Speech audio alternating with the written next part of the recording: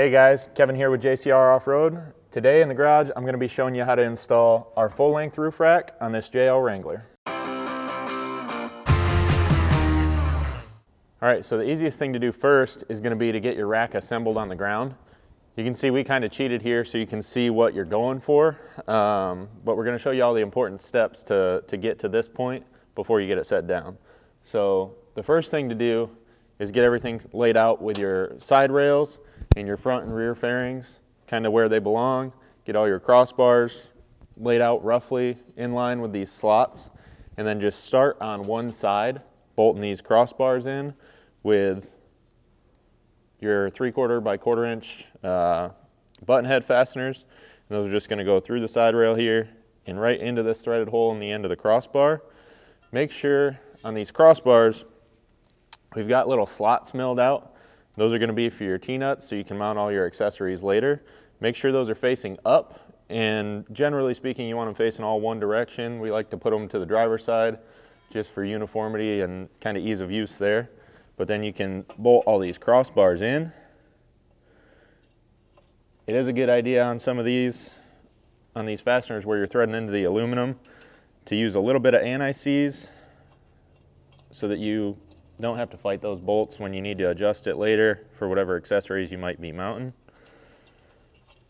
And these fasteners are going to use a 5/32 Allen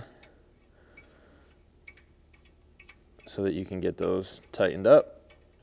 All right, and once you have all your crossbars in, you can work on your front and rear fairings. These are going to install with the bent flange facing the top, and they're also going to use the 3/4 long 1/4 inch fasteners, but they're just going to get backed up with a serrated flange nut. And then what you'll want to do for now is push this up as high as you can in the slots and just snug that in place to hold it there. And then you can adjust that height once it's up on the Jeep. Now, one really important thing you need to do is taking this supplied edge trim that we give you with the kit. You need to put this on the lower edge of this front fairing as well as the rear. On the front, what you need to do is take our full length piece. I've kind of already done it here, but you just kind of want to go point to point on this fairing. And once you get all the way down here, you can go ahead and cut it using a pair of tin snips or something like that. And then you'll take just your small excess piece that you have left over from the front, and that's just going to go directly in the center of the rear fairing. Now, the last thing you need to do to your rack before you can set it down on the roof of your Jeep is install these side mounts.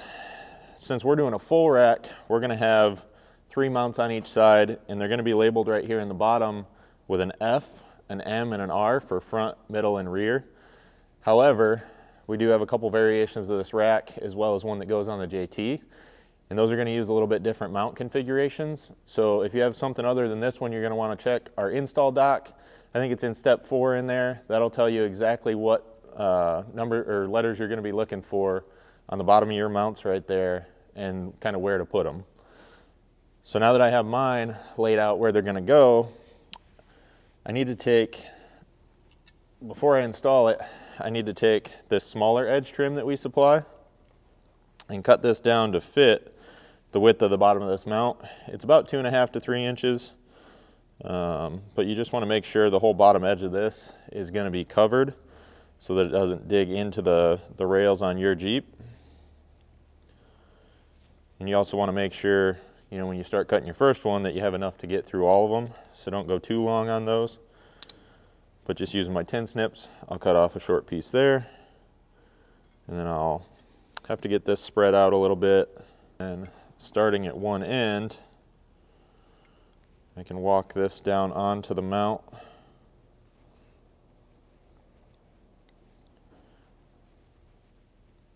And that way it'll protect the edge of your roof rail on your Jeep that this sits down into.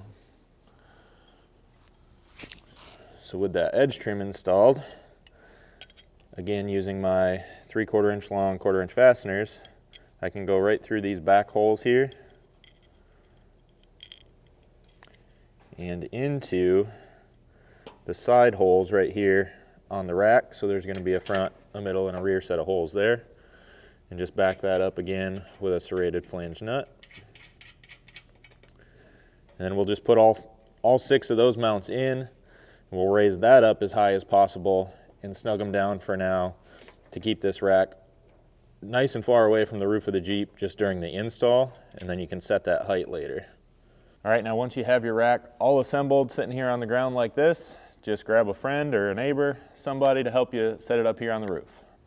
All right, now once you have your rack sitting up here on the roof, you got to make sure that it's sitting down nice and neat in these rain channels off the roof, and that's going to kind of center it side to side. There's not necessarily a specific measurement front to rear unless you're going to be installing our reinforcement kit, in which case check out that video. We give measurements in there for where it exactly needs to be to bolt up with all that. But a good rule of thumb is going to be to have the back edge of this fairing pretty much in line with this roof line here, and that should put you where you need to be. The only kind of critical thing you need to be looking for to make sure you don't need to go front or rearward is that when you push this front fairing down against the roof, that it doesn't overhang onto this windshield frame. You want it to sit back here on the black part of this roof, or if you're color matched, you know it's going to be color matched there, but you want it to sit up on this freedom panel section, not down on the windshield frame, is what's critical there. So one of the first things you need to do once you have it sitting up here on the roof is you need to adjust your height. Really all you're looking for there is that you have a nice even gap along the side here between this rail and the roof. So that's going to be adjusted with those 1/4 inch bolts you put in here before, and you can just loosen that up, and that gives you all the movement you need to slide this both up or down to set that height. So that's going to be about even for ours, in which case I can go ahead and tighten these up. And then you'll just do that all the way around on all 6 mounts, making sure that's looking good. Now with that height set, you can install these outer hold down brackets. So those are going to go in with this tab facing in, right into that slot. And then using your larger 5/16 hardware, you'll put the 1 inch bolt through the top here, 1 inch long bolt, and then with a 3/16 Allen, you can get that started. Don't go too tight just yet because you got a bolt to put through right here. That's also going to be a 5/16 button head, but this one's going to be 3/4 of an inch long. Same 3/16 Allen. Now what you want to do is run this one in snug but not too tight so that you got it sitting down in here, firmly seated kind of underneath this rain channel here.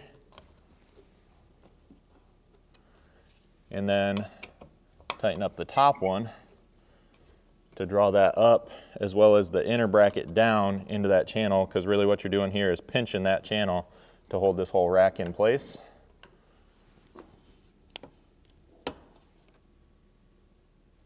And with that top one tight, you can go ahead and run this outer one back in the rest of the way. Now it's going to be a good idea on these button head bolts, since these brackets don't always seat firmly metal to metal between there, to use a little bit of Loctite just to prevent that from trying to walk out in the future. Once you have that done on all 6 mounts, we can go ahead and set the location of these crossbars as well as the front and rear fairings. So at this point we can tighten down all of these crossbars. Unless you have a specific accessory that's going up there that dictates, you know, a different location, I would just go ahead and put these right in the center of our slot and snug them up. Do that all the way around, and then we can set the front and rear fairings. All right, so at this point, what you're going to do is you want to loosen these side bolts that we snugged up earlier, and then push this fairing down tight to the roof. And you're just looking for a little bit of pressure on this front edge trim here. You don't want to get too aggressive, but it keeps it from moving in the wind. And then you can tighten that up and do the same thing on the other side, making sure that it's got a nice even pressure all the way across. And one thing to note here, if you're running a color match top and not this black one, it's going to be a good idea to get yourself some paint protective film and just put it underneath where this edge trim is going to contact the roof, and that's just going to protect your paint from any dust or debris that might get caught in there over time. All right, and then we're just going to do the same thing back here in the rear as what we did in the front, just loosening these side bolts, applying a little bit of pressure. Again, you just got the smaller piece of edge trim in the center of this back fairing, but make sure your gap's nice and even across here and that that's down contacting the roof, and then snug these outside bolts up. All right, so that pretty much completes it for this install. If you're going to be running heavier gear up here, like a rooftop tent or something big, go ahead and check out our reinforcement kit and that installation video. Otherwise, if you have any questions, shoot us an email, info@jcroffroad.com, or give us a phone call, 269-353-1184.